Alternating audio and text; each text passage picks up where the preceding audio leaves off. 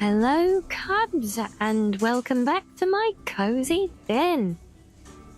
We are, of course, still loitering here in the retching netch as we continue with the real Barenziah. So grab yourself a drink from the bar and pull up a bench by the fire, as it is time for Volume 7. You dance on the edge of a volcano, child, Dreliane scolded, as Barenziah admired the emerald ring her lover had given her to celebrate their 1-month anniversary. How so? We make one another happy, we harm no one. Symmachus bade me to be discriminate and discreet. Who better could I choose? And we've been most discreet. He treats me as a daughter in public. Tiber Septim's nightly visits were made through a secret passage. He slavers over you like a dog his dinner. Have you not noticed the coolness of the Empress and her son toward you?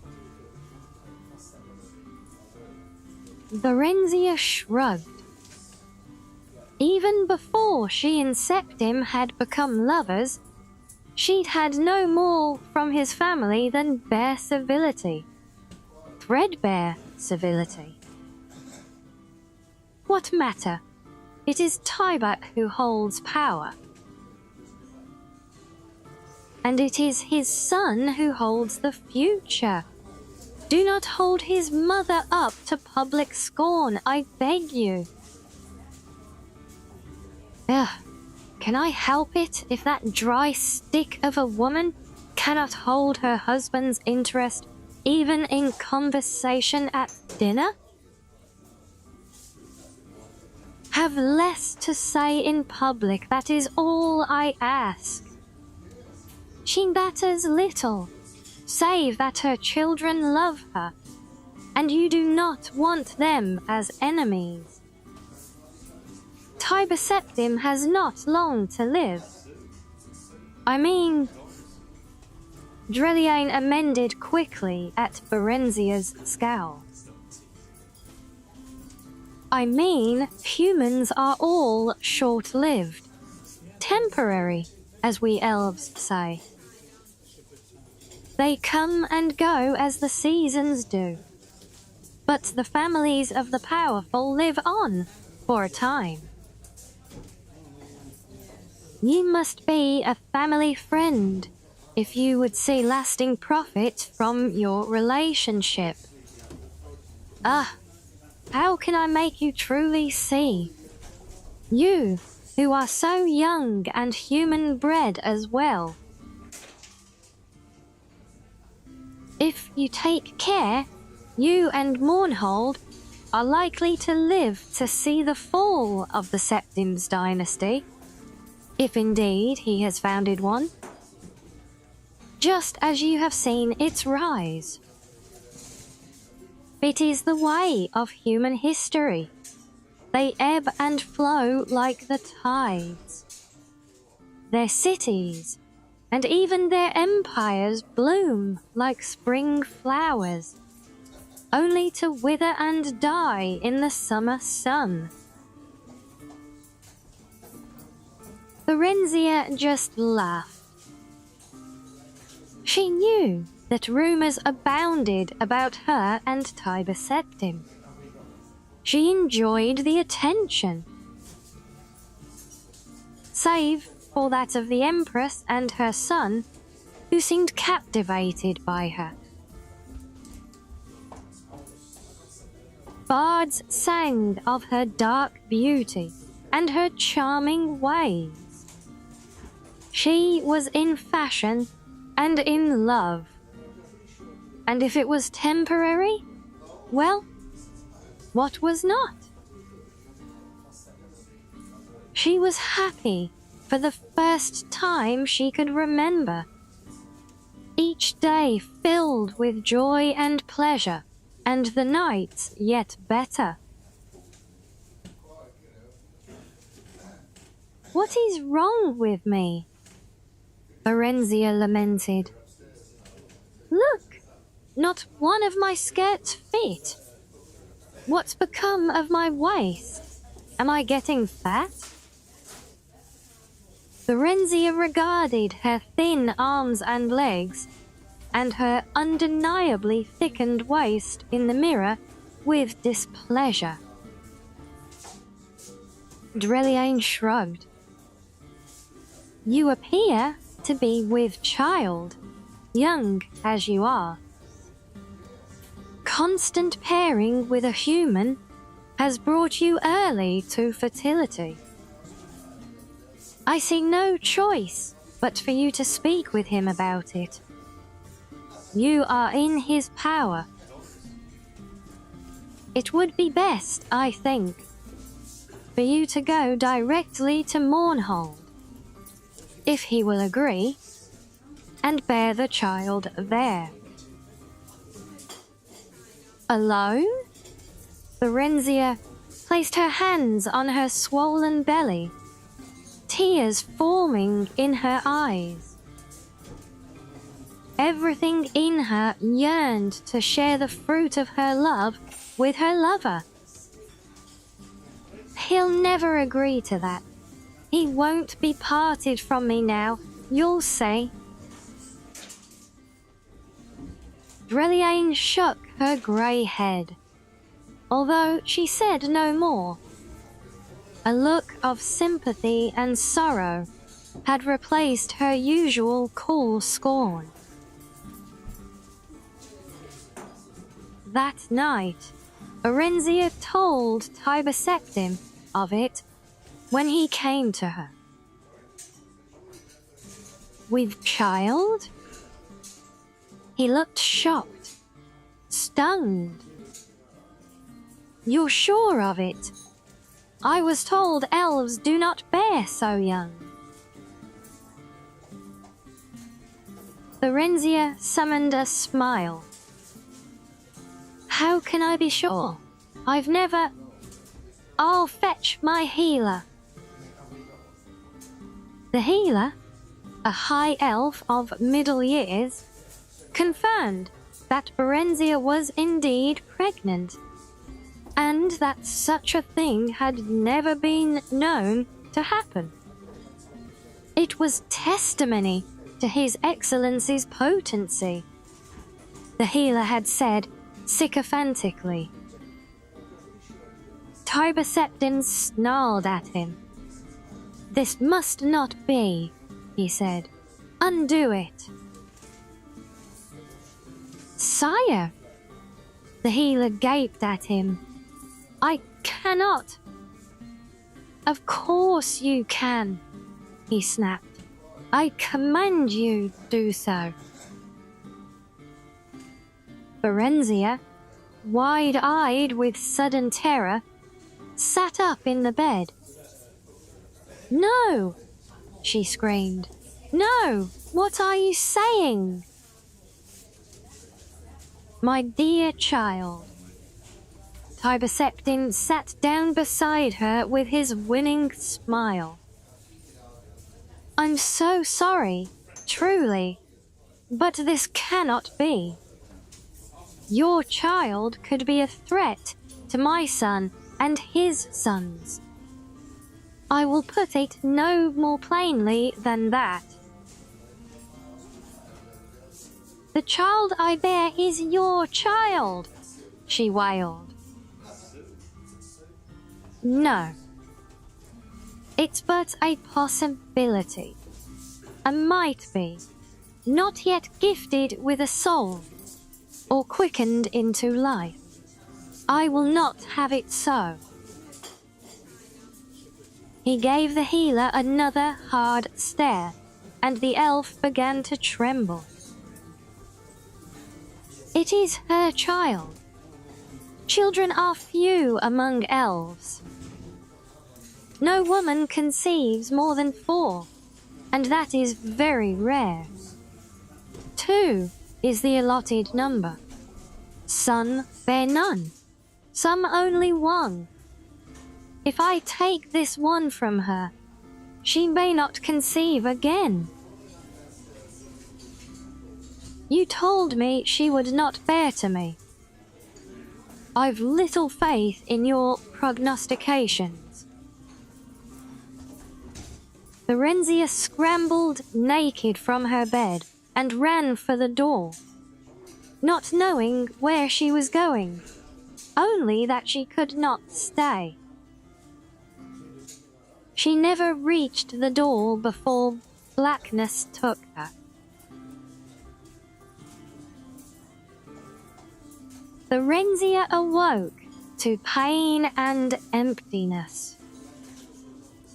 Dreliane was there to soothe the pain and clean the blood that pooled between her legs. But there was nothing to fill the emptiness. Tiber Septim sent gifts and flowers and came for short visits, always well attended. Barenziah received these visits with pleasure, but he came no more at night, nor did she wish for him. After a week, when she was physically recovered, it was announced that Symmachus had requested she come to Mournhold earlier than planned, and that she would leave forthwith. She was given a splendid retinue, a wardrobe befitting a queen, and a ceremonial departure from the gates of the imperial city. Everything I have ever loved, I have lost, Barenziah thought, looking over the mounted knights behind and ahead, the tire woman near her in her carriage. Yet I have gained a measure of wealth and power, and the promise of more to come. Dearly have I bought it. Now do I better understand Tiber Septim's love of it. He has oft paid such prices, for surely worth is measured by the price one pays. Barenziah, by her wish, rode mounted on a shining black mare, clad as a warrior in shining mail of dark elf making. As the slow days slipped by, and her train rode on a winding road eastward into the setting sun, around her rose the steep-sided mountain slopes of Morrowind. The air was thin and chill, and a late autumn wind blew constantly. But it was also rich with the sweet spice smell of the late blooming black rose, which grew in every shadowy nook and crevice, finding nourishment even in the stoniest slopes. In small villages and towns, ragged dark elf folk gathered along the road to cry her name or simply gape. Most of her knightly escort were Redguards, with a few dark elves, Nords, and Bretons scattered among them. As they wove their way into the heart of Morrowind, these grew increasingly uncomfortable and clung together.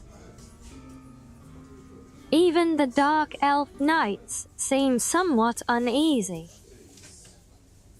Barenziah felt at home, felt the welcome extended to her by this land. Symmachus met her at the Mournhold borders with an escort of knights, about half of whom were dark elf in imperial battle dress, she noted. There was a grand parade into the city and speeches of welcome from elders. "I've had the Queen's suite refurbished for you," he said. "But you can change anything not to your taste, of course." He went on about details of the coronation ceremony, which was to be held in a week. He was his old commanding self, but she sensed something else as well.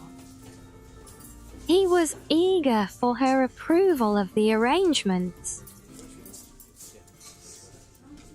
He asked her nothing about her stay in the imperial city or Tiber Septim, although Barenziah was certain that Dreliane had told him everything in detail. The ceremony itself, like so much else, was a mixture of old and new. Parts of it dictated by imperial format, as she was sworn to service of the Empire and Tiber Septim, as well as to the land of Mournhold and its people. She then accepted fealty from the people and the council. The council was composed of a mixture of imperial representatives, advisors they were called, and native representatives of the people. These latter were mostly elders, in accordance with elven custom. Barenziah found that much of her time was occupied in attempting to reconcile these two forces, and the elders were expected to do most of the conciliating in the name of the reforms introduced by the Empire, such as land ownership and surface farming, which went clean against the Dark Elven traditions, as laid down by their ancient gods and goddesses. Now, Tiber Septim, in the name of the One, had decreed a new tradition, and the gods and goddesses themselves were expected to obey. Barenziah threw herself into work and study.